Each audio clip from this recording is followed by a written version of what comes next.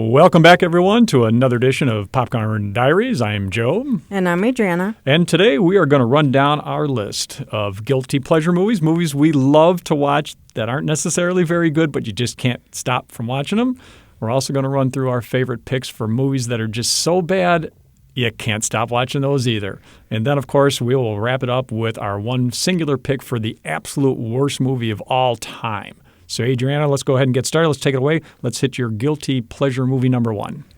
Ever After, 1998, is my guilty pleasure number one. This is my one and only chick flick. I don't know what it is about this movie that I love so much, but I really do. Mm-hmm. I love the performances in this. You've got, Drew Barrymore, Dougray Scott, and Angelica Houston, who does a phenomenal job in this. Not to mention that we have also Megan Dodds, who isn't in a lot of things, but she plays the spoiled, evil stepsister in this, and she just is hilarious in this movie. Yeah, she is pretty funny. This is my guilty pleasure. I love watching this movie. Anytime it's on, I just finish watching it. Yeah, and that's the fun thing about guilty pleasure movies. You just, as soon as you see it, even if you've seen it 10, 15 times, you just stop everything and you say, I'm just going to watch a little more of this. Yep, excellent first choice. How about you? My first choice, I'm going with Mars Attacks. It's just got so many stars in it, and it's, it's a Tim Burton movie, of course. Yeah. And it's, I'm sorry, every time this thing's on, I stop what I'm doing, and I can't help but to watch this thing. Yeah. And Jack Nicholson, of course, and Ed Benedict. I mean, everybody's in this. Danny DeVito's in this thing. I mean, I think Tom Jones is actually running around at some point in this thing. I believe you're right. And, it goes on, and it's like they scooped everybody up from whoever was hanging around the lot that day to make the movie or something like that. And, with the aliens running around, blowing everybody up, and, Jack Nicholson, of course, as the president of the United States is just... Very funny. It's so miscast. It's just you can't help but to watch this thing. So that's my number one. And Jack Black is floating around that movie in a small role. Yeah, I do remember seeing him in the background somewhere. That's a good first one to start off with. You could watch this thing 50 times and find something new. It may not be a great 50 times, but you'll find something. Yeah, absolutely right. So, folks, if you haven't seen that one, definitely strap in. It's a wild ride. Okay, you're number two on your guilty pleasure list. My number two is not necessarily a movie. It's actually a miniseries. Okay. It's called North and South, which was filmed in 2004. I remember that. This is based off of, I believe it's a short story or play. You've got Daniela Danby Ash, Richard Armitage, Sinead Cusack, and Brendan Coyle, who bring out stellar performances in this. I watch this over and over. I cannot tell you how many times I've watched this. I do love period pieces. They are amazing, and when they do have someone at the helm that pays attention to detail and brings out those nuances and details, it just makes for a beautiful, beautiful movie. It's really good. The story unfolds pretty slowly, but you are never really bored. Mm-hmm. You're always entertained. Mm-hmm. It doesn't feel like it loses momentum. I do recommend that for anybody that loves period pieces as well. It's a great, great miniseries. Yeah, good choice there. Now, very, very, very good choice. My number two pick for guilty pleasures is the Naked Gun movie, the first one, which was The Files of Police Squad, if you are a Naked Gun fan. There's just something about Leslie Nielsen. There is. I just cannot get away from that guy, and just about anything he's in, I stop and watch. But I had to pick this one because it was the first of the Naked Gun series. And, of course, they pulled out a lot of people for this one, too. There's O.J. Simpson. Remember him, folks? Of course, Priscilla Presley. And George Kennedy is in there. Ricardo Montalban, if you remember, is in there. And it just goes on and on. Of course, there's the sight gags, and there's, the people playing Queen Elizabeth and, that type of thing. It's just, I'm sorry, it's silly, it's stupid. The acting is just slapstick at best, but I just cannot get away from watching that when I see that one on. Good choice, good choice. The Naked Gun series was very successful, actually. And it was. The movies are over the top, silly, and crazy, but they are so entertaining. You just can't stop watching. Yeah, every 10 seconds there's another something that you just totally unexpected. Okay, your next one. On to number three. I couldn't pick a number three, so I'm going to tell you one of my guiltiest pleasures. Seriously, anything Disney. Anything Disney. Animated or Disney, I love to watch them over and over, and I mean over. Again, I've watched Finding Nemo probably like 20 times. Yeah.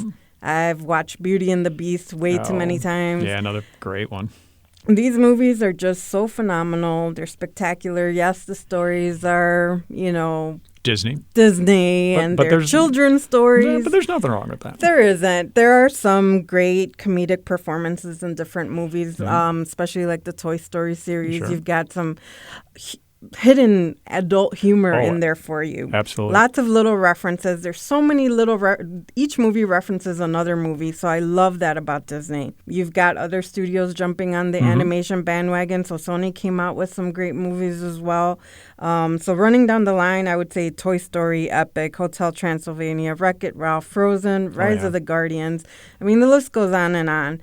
These movies just make my inner child happy and comfortable, so no matter what is on, if it's a cartoon and it's Disney, I'm going to sit and watch it. Good choice. Anything Disney, I couldn't agree with you more. I have a lot of favorites also that I'm not sure I could even pick a single one. Well, for my third guilty pleasure, I was also going to go Disney, and I was going to go ahead and pick the Pirates of the Caribbean series because they're just also good. But you know what? I'm going to scratch that, and I'm going to go with Machete. Okay, put out in 2010. People, folks, if you haven't seen Machete, you got to go see this thing. The acting is horrible, but there's something about this thing that you just can't get away from it. It's got Robert De Niro in it as the crooked senator. Where did they get him to do this? I don't even know how to describe this movie. It's just mayhem. It is. It's just total mayhem. You can actually on the DVD click in the movie audience soundtrack, which makes it even more hilarious to watch. I haven't tried that. Yeah, try it because there's comments from the audience, like if you were watching it at a theater, and it's just hilarious. Something happens and everybody just goes, "Oh, come on," like that, and you just can't help but to sit there and start talking to it as you're watching. So, my number one is Machete. I've seen it a bunch of times, and every time it comes on, I watch it. And yes, I own that movie. So yeah, Good choice. So let's move on to movies that are so bad that you want to walk away, but you can't. But you can't. And folks, there are a gazillion of these out there. So this is a tough pick for us to come up with three. But I'm going to go ahead and toss it over to Adriana. What's your first one? My first one is going to be Volcano, 1997. Oh God, yes. This movie was just. Oh, God. It's so chock full of inaccuracies. I mean, you have Tommy Lee Jones, Anne Heche, and Don Cheadle. Yep. And you've got a volcano erupting in the middle of L.A. In the middle of L.A. Of all places, in the middle of L.A. So what do you do when a volcano erupts in the middle of L.A.? You throw people at it. Yep. You throw people at it, you dump some water at it, and problem solved. And when all else fails, get a stick of dynamite or several hundred sticks of dynamite and bring down a building, and problem solved. How did they ever get Tommy Lee Jones to do this? One, and he plays it straight. Oh, he does. Yeah, they all do. Yeah, I mean, he never cracks once in this movie. No, he doesn't. And I mean, there are so many factual inaccuracies in this movie that every time I watch it, I just scoff, and I find myself scoffing and laughing at the same time. Like, oh, yeah, you're 2 feet away from lava, but you're not boiling hot. You're not sweating. Yeah. You're not, Yeah, there's the one scene where they get the ladder from the fire truck to go rescue, and it's like 2 or 3 feet over the lava, and it's like, come on, you'd be cooked before you got step one on this thing. Every time this comes on, I just can't get away from it. I tell myself, get up, turn off the TV, but I can't because I'm just like, I got to see why the hell they made this movie. Yeah, why? Well, I think everyone needed a paycheck that day. My first one, Sharknado 2, which is number 2 in the series of Sharknado movies, and I'm sure there'll be more to come. Everything is horrible in this movie. Nothing's believable. The story's terrible. The acting is worse than terrible. This is, again, a movie that when it comes on, I stop and I say, this is so bad. Why am I watching this? But I just keep watching. There's something about multiple tornadoes around New York, of all places, which, by the way, never gets tornadoes, full of sharks, spewing them all over. And, of course, the sharks are eating people left and right. Yeah. And eating them whole at that. Yeah, and big sharks, little sharks. There's sharks in the tornadoes, and you see them floating around. I mean, in the air, if you will, or in the water, in air, whatever, however you want to say it. Oh my gosh, is this thing bad? And that's so. But yeah, it's like a train wreck. You just can't stop watching. You just can't stop watching, and you have that glimmer of hope, like maybe this will get just. But no, it just doesn't get better. It doesn't get any better whatsoever. All right, so moving on to my number 2. Lake Placid, 1999. Oh, I remember this one. Oh, Lord. Betty White, Bill Pullman, Bridget Fonda, Oliver Platt, and Brendan Gleeson are in this movie. What happens when you have a large predator without competition? He gets big and goes after the humans. Yep. Why wouldn't he? Absolutely. This was, a horror comedy, so you expected it to be over the top. And they delivered. You have that great scene with Betty White going out there to feed this crocodile. Yep. Who just happened to eat her husband. Yep. Same but croc. She was okay with it. Yep. You got to watch it. It's just so horribly bad that it's good. You just shake your head. Yeah. And you just say, who wrote this? Who thought of this? Yeah, who thought of this? And then to get actors to commit to this. Yeah, and to play it straight. And to play it straight, Not to laugh through all of these things. I could never do that. I would be just laughing on the side all the time, and they would just fire me off the set or something like that. So what's your second one? Okay, my second one, I'm going with Howard the Duck. Oh, Lord, yes. Yeah, 1986. What do you say about this thing? It's a sci-fi comedy where a duck is going to save the world, kind of a deal. And it's a duck, folks. It's not a CGI duck. It's a guy in a duck costume, of all things. But it's got like Tim Robbins in this thing, and Leah Thompson's in this, and there's others that I'm not even going to go down the list because it's just so preposterous, and it's just so bad. And they spent a fortune making this movie, and it did horrible. Tell me someone didn't lose their job over this thing.